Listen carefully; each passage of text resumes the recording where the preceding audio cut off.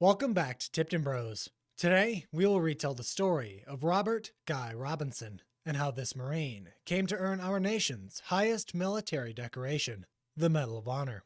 Before we begin, I must disclose that I am no expert and never claimed to be. Now, let's get into it. Born April 30th, 1894, in Wayne, Michigan, Robert G. Robinson had unknowingly joined the Lost Generation, a group bound for conflict in the First World War. Information regarding his upbringing and family is sparse, but one fact is for certain. Robert was prepared and willing to serve his nation in a time of need.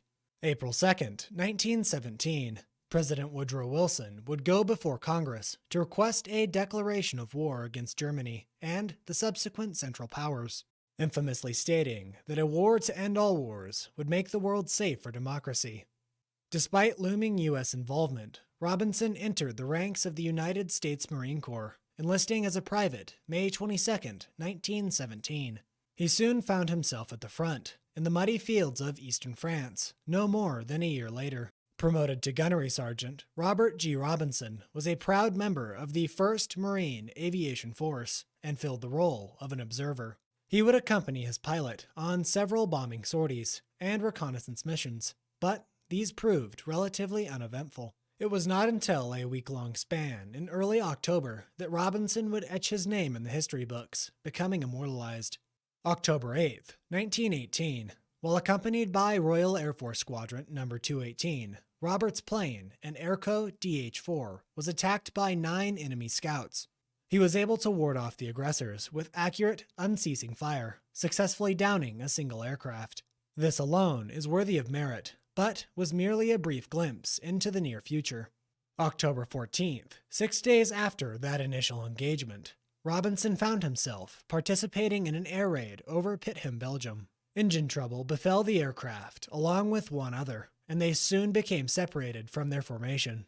Now isolated, 12 German scouts descended upon the struggling pair of biplanes, seemingly guaranteed a kill.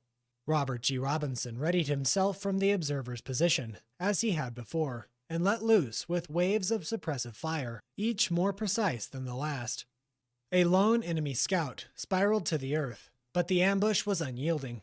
Robinson continued his onslaught until a burst of machine gun fire ripped through the fuselage, peppering his upper body, abdomen, and legs.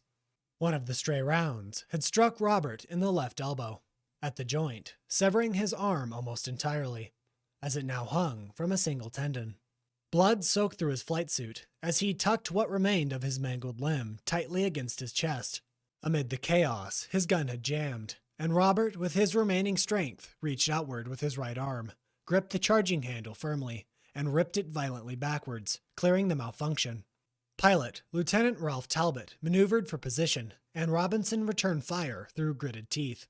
The crew managed to fly into Allied-controlled western Belgium, but not before Robert was shot 2 more times, once in the stomach and once in the hip, slumping to his seat, unconscious from blood loss, with a total of 13 bullet wounds. Miraculously, Robert G. Robinson would survive, and even regain use of his left arm, being reattached by the Surgeon General of the Belgian Army. His companion and pilot, Lieutenant Ralph Talbot, was not so lucky, being killed in a plane crash only days later.